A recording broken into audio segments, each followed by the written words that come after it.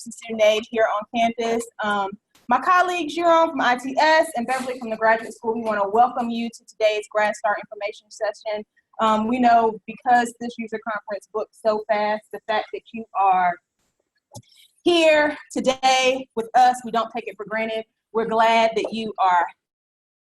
And we hope that today's session is going to be informative, it's going to be helpful, and that you'll leave with a better understanding of GradStar and how GradStar works with financial aid. Sound okay? Everybody in the right room? Last chance to escape. All right, good. We're all good. Before we get into today's agenda, I just want to do a quick poll, just by a show of hands, just so we know who's here. How many of you are already familiar with GradStar or know something about it? Okay, so that's pretty good. All right. I've done that part. So for the agenda, what we'll talk about today is basically what is GradStar, what types of awards can be entered in GradStar. We'll also talk about the life cycle of GradStar from a technical perspective. In addition, we'll talk about how stipends are calculated and how they interact or interface with GradStar.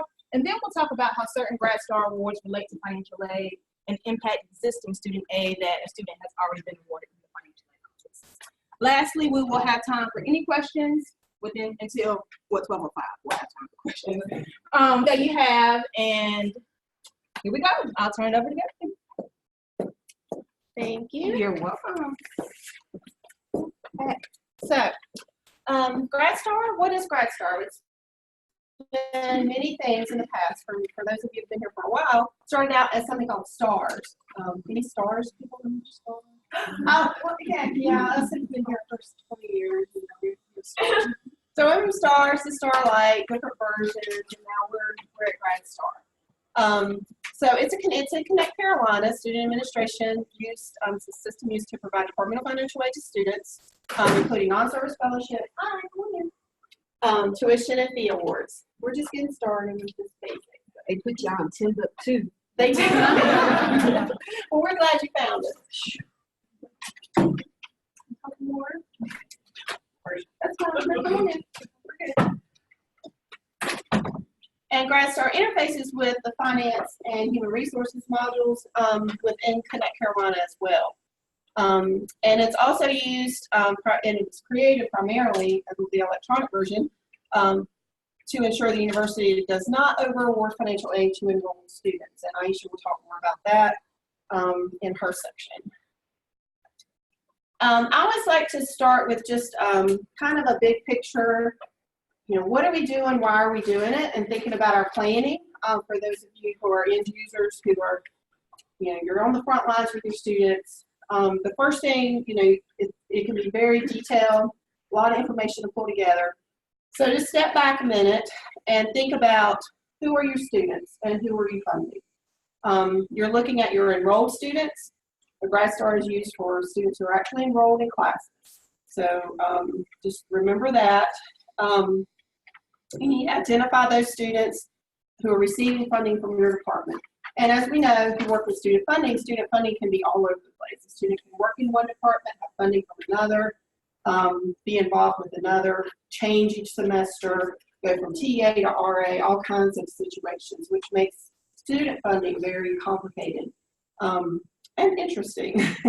And we do have students who get non-service awards, external awards, so it's a big, you have to just think about what and narrow it down to what you're funding, who you're funding, the type of funding, and then how do you get that funding to your students.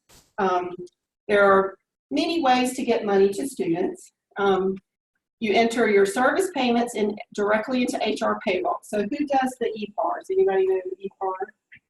EPAR is the Electronic Personnel Action something, I don't know. Anyways, action record maybe. It's the form in the HR system. So your HR person does that piece of it. You also enter service payments and disbursement services vouchers in the accounts payable system. And you enter in GradStar directly your non-service payments, tuition, and fee awards. So think about which system you're going to use to provide that funding to your students. Other tasks that you need to be thinking about just along the way are the students' enrolled hours, the drop ads that affect tuition rates. The tuition rates are in blocks, 0 to 2.9, 3 to 5.9. So if your students drop an ad and cross over those, If you've entered a tuition award, it's going to change the amount that they're responsible for and then the amount that you're going to pay. So you have to pay attention to that. We have some reports that can help you to look through and just check that information. But the main thing is to just be on top of your students and make sure they let you know when they're doing something that is going to change their tuition rate. If a student receives residency, which we hope, yes, they are. If you've already entered a remission award, you'll need to go back in and remove that. That's not an automated process. That's something you manually have to do. And if you don't do it, we will let you know, because we want to gather all that remission funding back and redisperse it to other students that need it. So we'll send you notices, or the cashier's office, or I will introduce my colleague Amber in the back if y'all can communicate with Amber, who's assisting with GradStar. She may email you and say, hey, you need to take this remission award off or something like that. And then we have reports to verify the information in GradStar. That it matches what you have in your records. So there are just different ways that you can check to make sure you're doing what you think you're supposed to be doing. A little more detail about the types of awards. We throw around terms a lot, and folks sometimes interchangeably use terms. So just be thoughtful and careful about the wording that you're using, especially with students who might not quite understand what type of funding they have. I mean, let's just be honest, they sometimes don't get it, right? So a non-service award you can describe as a fellowship or scholarship. Fellowship is normally used for graduate students, scholarship is normally used for undergrads, but it's the same thing. It's non-service. They're not expected to do any work. They're not on payroll. They get a fellowship, like $10,000 per semester to support them while they're in school, or whatever the award may be. Their in-state tuition award, when you enter that, that's paying the resident rate of tuition. So students are charged tuition based on their residency, in-state or resident, non-resident. The amount of the tuition is charged to the student's funding source when you enter that in GradStar. And then if it's a state source, the graduate school covers that for eligible students. So any state-funded student with a source of 1.2 or 1.3, that starts with 1.2 or 1.3, the graduate school pays that. And the system is, GradStar is automatically programmed to make that happen when you enter the award. And then the remission is for your non-resident students. That remission allocation is processed by the graduate school. We send a memo every year to your programs, only to academic units. So those of you who work with centers and institutes, the center or institute does not get the allocation, the academic unit does, but you need to work together. For example, School of Education and Freight Porter Graham. Education gets the allocation, but many times the Freight Porter Graham is funding the student. So there needs to be clear communication on who's funding what, if there is funding involved, and cooperation with that. And then the tuition award, if students are not eligible, they haven't met any of the criteria to receive in-state or remission awards, then you can pay a tuition award for any student if they have no stipend, they have a small stipend, but you want to pay your tuition, you can do that from your own sources. So eligibility criteria are really based on funding that you're going to receive from the graduate school. So remission and funding from us, the student has to meet those criteria.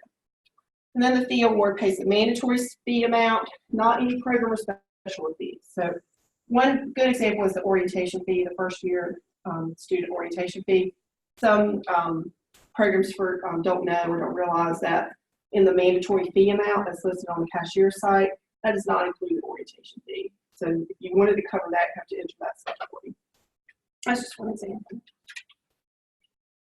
And that's all I have. I want to turn it over to Jeroen to talk about this picture. Thank you. Hi, I'm Jeroen Sturt. I started at ITS about 4.5 years ago. First, I started functionally supporting GradStar, and after about a year, I started doing development in GradStar as well. So currently, I'm the main developer on the system, and I'm here to more answer some technical questions if they're there. And I wanted to go over how HR and AP stipends float into the GradStar system. So every morning at around 7 o'clock, there are two processes that run. one in the HR system and one in the finance system. The HR system picks up all student workers and generates a file with their annual stipends, their hire date, the effective date of hiring, their end date, and that is transferred over to Campus Solutions, the other Connect Carolina system where GradStar is. A similar process happens in the finance system. All voucher payments to students are picked up, put in a file, and transferred over to Campus Solutions to GradStar. Then within GradStar, there is a setup table where we define by term when the term starts, when the term ends, so what part of an annual compensation for a student is considered a stipend for that specific term. And then we take a percentage of, based on those dates, we take a percentage of the annual compensation for the student and post that into GradStar as a HR stipend. Same for voucher payments to students. We make sure that that we only load vouchers within that current term to that term. And that is also based on setup. So if you enter voucher payments for your student for the fall, but you enter them all in July, for example, they won't show up for that student in the fall because July is still considered summertime. That's one of the main reasons that we received a lot of help desk tickets this year, as that's something to keep in mind, I think. So we then take that into GradStar, we add those all up, we add the non-stipend or non-service stipend up, and the sum of those amounts need to add up to a minimum stipend based on degree and department. And full-time status and program supported by the grad school. So that total, we make sure that is met, and if that minimum stipend has not been met, the system won't allow you to enter any in-state awards. And that's also the button at the top that says create in-state. That button, when that button is grayed out, there's two reasons. Either the student already has awards, or that minimum hasn't been met. And I'll just interject here. That's when, if the student's not going to meet the minimum, and you don't care about those eligibility requirements, that's when you can enter what's the tuition award. So you would choose tuition award, and that's just going to pay the tuition, or you can pay whatever amount. You can pay the full amount, you can pay less, whatever. You can do tuition and fees regardless of the stipend. But if you are expecting a stipend to show up, then you need to research that and see why it's not showing up.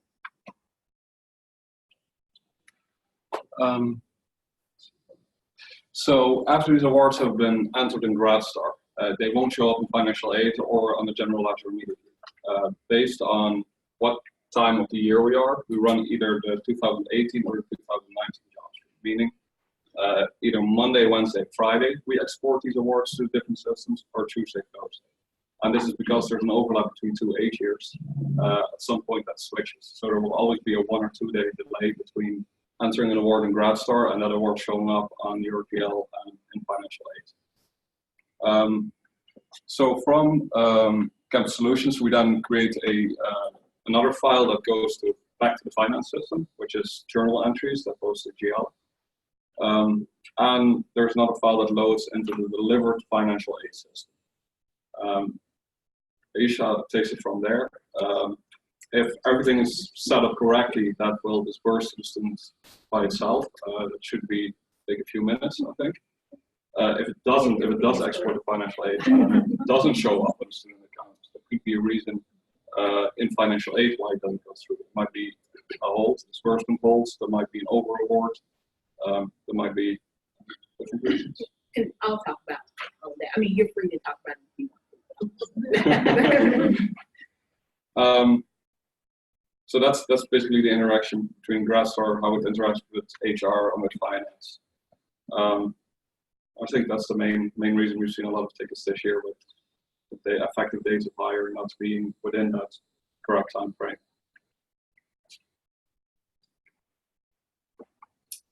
So this is an example of how this HR stipend is calculated. We have a Excel sheet posted on the website as well to help you calculate the stipend. To basically convert an annual compensation into a term compensation. So if a student is employed for a full month, we just take 1/12 of the annual compensation.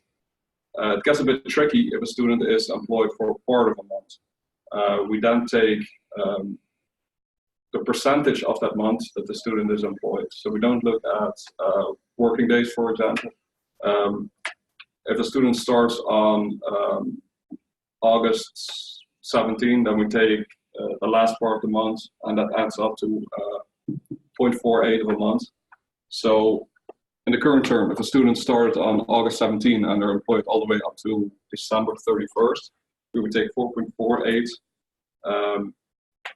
monthly parts of that annual compensation. And that's how we get to the payment amount that we consider for stipends in the fall.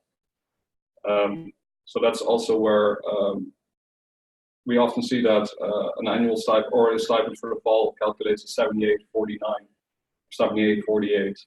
And those are small rounding differences. So that's, I think, a good tool to use.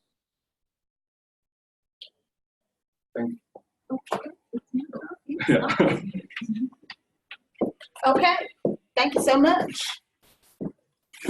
All right, now let's talk about some fun stuff. Not that what they did was not fun, but I consider what I do fun for the most part. So let's talk about actually how students get their money for certain awards and how certain awards that are reported in GradStar affect existing financial aid that a student already has. Beverly mentioned earlier that one of the purposes of GradStar was to ensure that students aren't over-awarded with financial aid, which is where our office comes in at. Federal financial aid regulation states that students cannot be awarded financial aid in combination with any additional financial resources that exceed the student's cost of attendance for the academic year or for the period. So what does that mean, like in layman's terms, just like in real talk without all of the fancy jargon? This is what it means.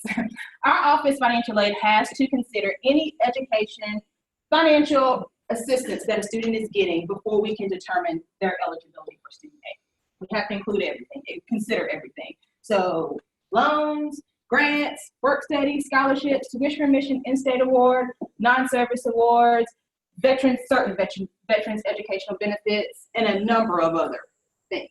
But we have to consider all of that when we determine how much financial aid that a student receives. Most commonly, or the most common type of award that we see is when a student's total aid, meaning what we have already offered them, in addition to what they are getting or what's being reported in GradStar, and the combination of those two things exceeds the cost of attendance. That's the most common type of over-award that we see. So I'm going to focus on that in today's session versus being awarded over financial need, which is a separate component. You've heard me mention cost of attendance. I want to be really clear when I talk about cost of attendance so you will know what it means. Cost of attendance is not necessarily specific to each individual student's living style, but it's really a budget. I have to specify that because some students think that it's specific to their living style, and that's not necessarily what it is. It is a budget of reasonable education-related expenses for the student only. So tuition and fees, got to pay tuition and fees if you're going to be a student here. I don't know many students who don't pay tuition and fees in some form. Books and supplies, if students want to be successful, for the most part, they have to have books and supplies. Housing and food, students have to have something to eat and a place to live. And then there's some other indirect costs of the cost of attendance, like health insurance and the miscellaneous section and travel, and loan fees. Those are all still important in terms of the student's overall cost. But when I say cost of attendance, I'm referring to a budget of reasonable education expenses for the student, not necessarily saying what the student thinks they need to live. That makes sense? Oops. Can I ask how that's? Yes, you may. If you don't mind, I want to get through this and then we'll get to it at the end. But yes, that is a good question. I will definitely address once we get to the end. So this is an example of what cost of attendance is for our undergraduate and graduate students, both at the resident and non-resident rate. I don't know how clearly, okay, now I can see the line. Okay, so those are all the components that I just mentioned with their corresponding amounts. The blue line at the bottom, the total numbers, that's generally the number that our office is looking at to determine if the student has been awarded more aid than they're eligible for. And just to clarify, when I say over awarded, I'm simply referring to their total aid with what we have offered them, with what they're getting from their academic department exceeds that total aid for resident or non-resident, graduate or undergraduate. All right, So I wanted to show you, and I'm going to show you an example of the logic that our office goes through when we make said revisions. But before I do that, I want to kind of show you a flow chart because I love a good flow chart. Okay? I want to show you kind of a flow chart of what happens when awards are exported from GradStar to financial aid. So once the export is done, or once the award is entered in GradStar, it's exported to financial aid. That happens on a Monday, Wednesday, and Friday night. Right now, for the summer it'll switch, but right now it happens on a Monday, Wednesday, and Friday night. And when that happens, there is an automatic check immediately to determine if a student has an over award or not. The colors look a little different than on my personal computer. So what's that, yellow? I guess it looks like yellow. Okay, it looks orange on my personal computer, but on the yellow button, on the yellow square, there's an auto check for if a student is over awarded. If they are not, at that top blue section, the amount that's entered in GradStar, the type and amount of award that's entered in GradStar, is simply added to the student's existing financial aid package, and the money is sent to the cashier's office to be applied to their student account. Very simple, very quick process, happens in a matter of minutes. The flip side of that is if the student does have an over award in this red section here, their amount and award from GradStar is added to their existing financial aid package, but they are stopped from disbursement, meaning no money is going to be sent to the cashier's office until our office has had a chance to look at it to determine if there's an over award, and if there is, we need to make an adjustment to the existing aid, meaning the aid that we have offered them, we, meaning financial aid, have offered them before money is sent to the cashier's office. So if there isn't an over award, the student will stop. We will place what's called a disbursement hold on their student account. The student can view the disbursement hold in Connect Carolina, as well as all of you can probably see it as well. After that job stream runs, the very next day, which is generally on Tuesday and Thursday, we will run our report to see how many students were stopped because of over award statuses. And then we will make reductions to their aid such that they are no longer over awarded, release the disbursement hold, and then the money goes to the cashier's office. So, okay. I didn't know if it was a clap or what. No, I was, yeah. But that's generally a flow chart of how things work. So either it goes straight through or it stops, one or the other. And this is specifically for non-service awards, tuition remission, and in-state awards. Those are the ones that our office sees that come through GradStar as additional educational resources. Make sense so far? Okay, great. Great. Wrong way. All right, so let's look at the logic that our office uses to actually make a revision to the student financial aid award, because there are a couple of different components of what we do and how we do. So in the student profile here, before I say this, let me specify that when a student applies for financial aid with our office, if they apply by our priority deadline, they are notified 4 to 5 months before the fall semester even starts of what their eligibility is with our office. Now, GradStar does not open 4 to 5 months before said semester begins. And sometimes students don't even know if they're even getting any funding 4 to 5 months ahead of time. So it's very, very, very normal for a student to have applied for financial aid with our office, received an award package of what their eligibility is way before we even know what, if anything, they're getting in terms of resources from their academic department. Okay. So in this student's profile, they received a financial aid offer from our office. They're a graduate student. They received a loan package for up to the cost of attendance of about $37,000 for the academic year, fall and spring semester, which is $18,000 or so per semester. In August, we were alerted that they were getting some resources from their graduate department. So an in-state award for the fall of $51.21 and a non-service award for the fall of $6,000. So this would be a case that this student will be immediately stopped because right now they already have aid that's up to the cost of attendance, so their money isn't going to go straight through. We're going to get an alert to look at this student. Now, how we would make that revision, if you look in the after section on your right, you will notice that the amount that we add to their financial aid offer or to their existing aid is not $5,121 for the fall semester. It is double that amount. And we double that amount because we assume that the student is going to get the exact same amount and type of award for the spring semester. What we have found is with the awards that are reported in GradStar, over 80% of them receive the exact same amount that they do in the fall and the spring. And so our office only wants to touch a student once, if possible. When I say touch, I mean make a revision to their offer. I have to clarify because I don't want anybody leaving saying that, you know, we touch students at these schools. I mean, touch a record, touch a file, make a revision. Just to be clear. Okay. So we want to make a revision to a student's record only once. So we will assume that they're going to get the exact same amount in the spring as they do in the fall. This not only, again, allows us to make a revision once, but when the GradStar awards are entered and loaded in the spring, they go straight through to disbursement. They don't have to stop at that disbursement hole that they did in the fall. So it's a lot quicker and more efficient to make a revision once than twice. So you can see here we doubled the tuition award and the non-service award, assuming that the student is going to get the same amount for the spring. We do notify the student via email that we have made an assumption for the spring. If they are not getting monies for the spring, to let our office know, and we will definitely take our assumed spring amount off. The response from students is sometimes they let us know, sometimes they don't. But with this particular example, you can see that we made a reduction to their loan.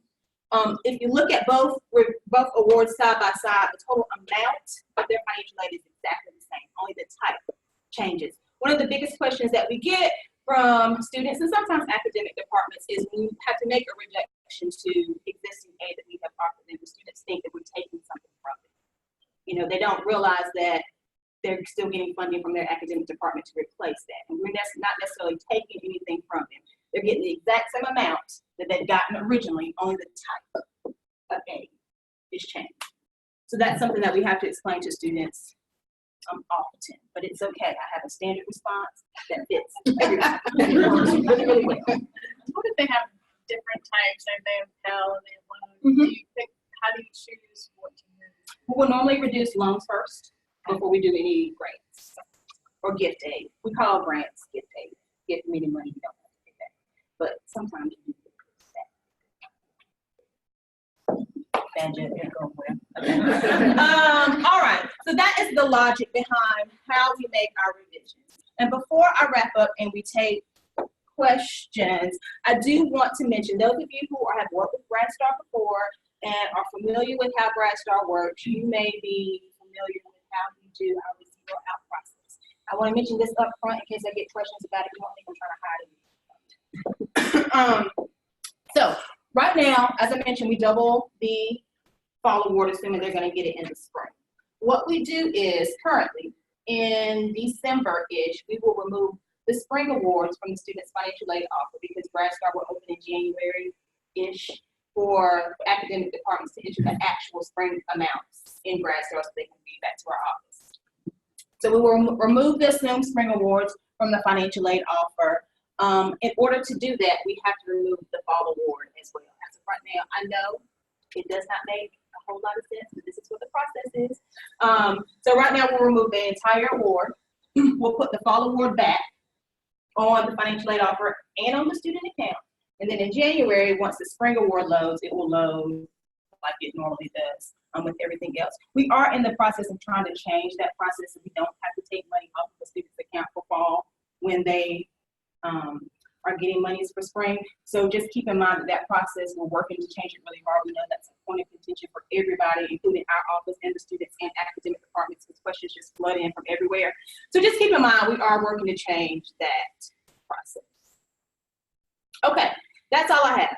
Your question, with the cost of attendance. So each year we do a survey, so to speak, to get the average, for our graduate students, to get the average living and housing costs in the area for our graduate students. For our undergraduate students, the assumption is they're going to live on campus, so we will get the average cost for a double room and the average cost for like the highest meal plan. Not all students take the highest meal plan, but we'll get the average cost for that, and that's how we come up with our housing and food figures for our undergraduate and graduate students. For our books, we do the same. We kind of survey different sites, the bookstore and online sites, to kind of see what average books cost. We also look at other schools within the area to see what they put in their book allowance.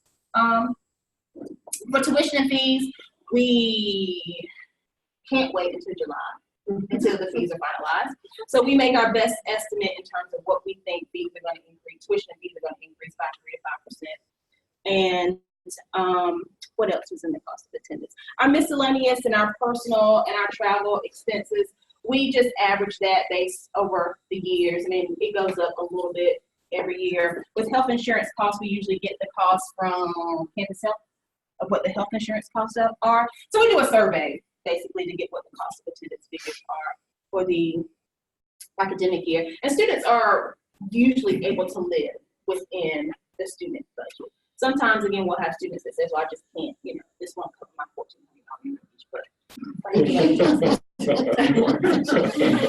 all right.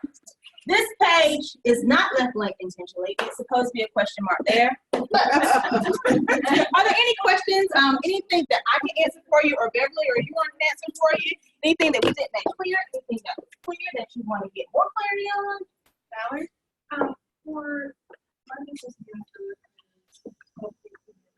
new students coming into practice that haven't already, we can't put them on payroll until the first day of class. And we end up running into issues with their stipend being too low. So it really depends on when they arrive. So you can't do the I-9 before they're actually here. So it could be related to that, but it could be before the first day of classes. But she's saying like they're not students until they're students and they actually show up for the first day. Well, that's an interpretation. That's not everybody's interpretation. And that's one issue because graduate student funding is not, as far as their stipend, is not done the same way across campus. When we suggest the dates, that's suggesting the dates going back to during the stipend calculator. That's so that it can make it easy for you. It's at the beginning, or middle. If you use that, it helps you to ensure that you're going to have the right amount so it shows up correctly. But all departments just have different ways of funding their students, and it could be because the grant starts a certain date. It could be they want to start it on the first day of class. That's So you guys, obviously you all, grad school is okay with it starting. Yeah. That we started August 17th for many years before GradStar. I mean, it really went back to a long time ago when HR and in the college especially, they would send out email. I mean, they would just say, here are the dates, use these dates. I mean, each school or division could use their own dates. At one point, public health was using September 1st. And I think they may have changed, I'm not sure, but some departments say that's our date. And I can't really override that, it's up to you, but we warn you, if you use different dates, you might have some issues. Especially if your minimum is very close, or your amount is very close to the minimum. If it's not, you might not have issues. Beverly, you mentioned that we can pay tuition out of like our own funds, even if they don't use the minimum. Yes. But am I correct in assuming that if I pay somebody's tuition because I feel like it, the remission I cannot pay? You cannot pay the remission, right? Because that's funding that the graduate school provides to you. And with that, we have criteria associated. So yeah, that's correct. Yes. So I have a question for Euro, yes. So you mentioned in terms of the data that's being pulled to that biggest tank there, that unless its term is in effect, one can't really enter the data and to be pulled in, right? It depends on the effective date of how it's entered. So a voucher can be entered in July with an effective date of September, and then it will be considered fall. Okay. So And an EPAR too. An EPAR could be entered early with the effective date of September 17th or August 17th, but you would need to enter it before that. right. So that is possible. Yes. Okay. You're entering those in different systems. Then GradStar, we have the setup term, that's the dates we're going to pull That's when it's everything picked up into. later. Yes. Yeah. Yes. Yes. I had just one issue. It's never happened to me. I don't think she's been there for this year. As a graduate student, I went in to click her create remission and everything. Said she was under her credit hours. Okay, so I emailed her and said, "You need 3 more credit hours," and she registered for a class. And then it came back to me that since she was a PhD student, she's not supposed to have 9. She could go through with a 6. What happened? So to be full-time, she needs to, as a PhD student, enrolled in the correct 3 credit hour class of 994. Is it 994? 994. So if she were enrolled in 994, that would make her full-time regardless of how many hours above 3. So she had. registered, the registrar didn't catch her when she registered for the wrong course. Whatever. The registrar probably is not monitoring that. The student enrolls in the course, it's their responsibility. But also, that's where we as departments have to be on top of what students, for your doctoral students who are at dissertation stage, they need, and especially if they're getting remission, we don't really want them going more than 3 credit hours unless there's a real good reason that you want them to do that. See, as far as funding goes. That's the There may problem. be good reasons, but I can understand that. That's the problem for our Department of Health. I have nothing to do with the students. Right. Nothing. I have no student contact except for GradStar. right. They just pulled me in, I guess, because I'm good with numbers. But what I'm saying, I would never know. I would have never known the student anything about the student at all. So I wouldn't have been able to. That's wrong. Right. You know what I mean? So when I tried to get, they were like, "Oh, you got to talk to GradStar about that." No. This seems like a registrar problem to me. But that's okay. I will ask Amber, can you help me? And we will intervene She as much did. as possible. And she did. And then they were like, well, this is a problem. No, it wasn't. It's a registrar problem. So the communication amongst we hear it all the time.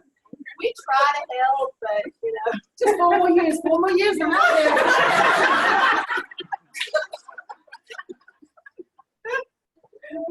But now, see, okay, I just want y'all to break it down a little bit more because I was just like, oh, it's not uncommon actually. It really isn't for a department to have, especially a larger department. You have somebody over here who's doing student services, and then somebody else who's doing the HR action, and somebody else who's doing the GradStar or the accounting.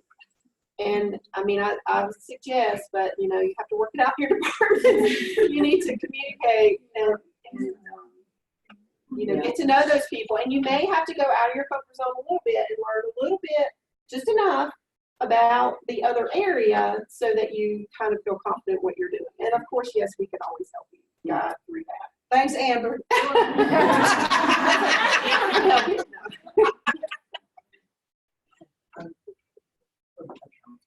So I've got the other side of this. And when, so what I'd like to know is the example of the July data entry to create a voucher that is, and then, or a pile of vouchers that is going to pay out over a period of time. What data point are you looking at to determine whether it gets into the fall? Because maybe we can help to do this better, to get them, because we see everything. As many variations of data that comes in, we see all that. And all we try to do is make sure that the student is going to get the payment when they're expecting it, at least in the right month. Do most departments still do end of the month stipends? It used to be that way. Or they all over the it's still like end of the month. 25th. Right. Okay. Yeah. So I know that one example we've had tickets on the department. I think the payout was on the 31st of July.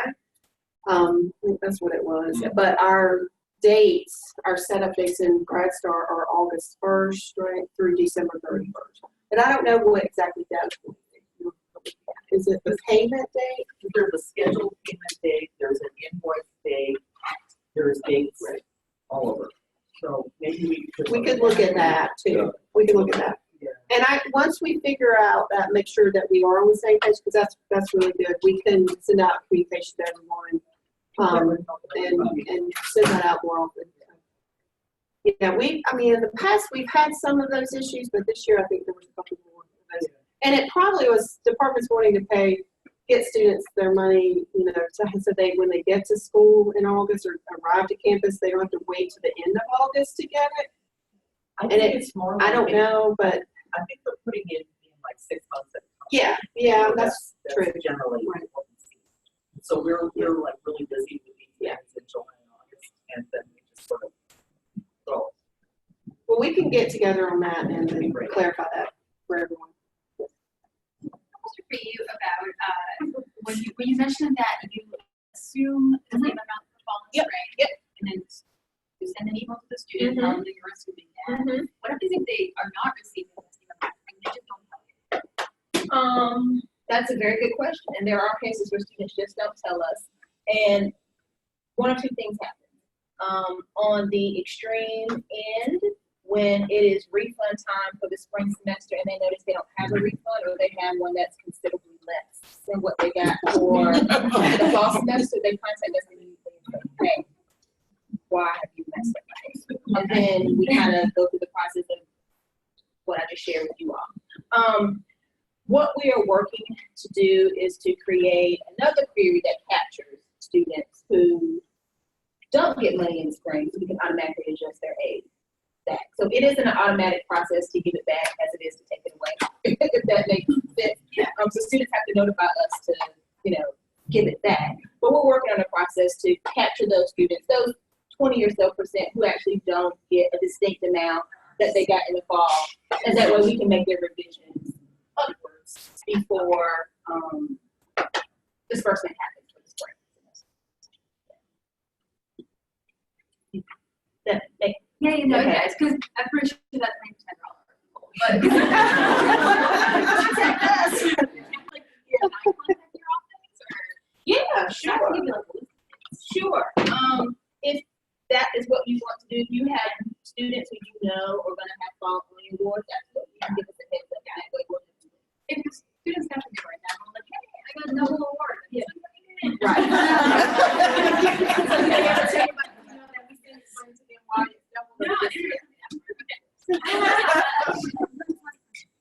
But yes, please, and I'll give you my card. Any other questions? Any other comments? Was this helpful? Was it useful? Do you kind of know a little bit more or have a little better understanding? Well, great. There is a survey. Is there a survey? I think so. They didn't send us a link to add to the presentation, but have y'all heard? Well, if you do get a survey about your experience in today's session, please fill it out. Be honest, open, give us all good ratings.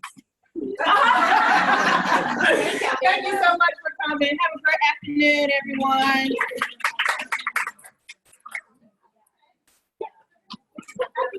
Yeah.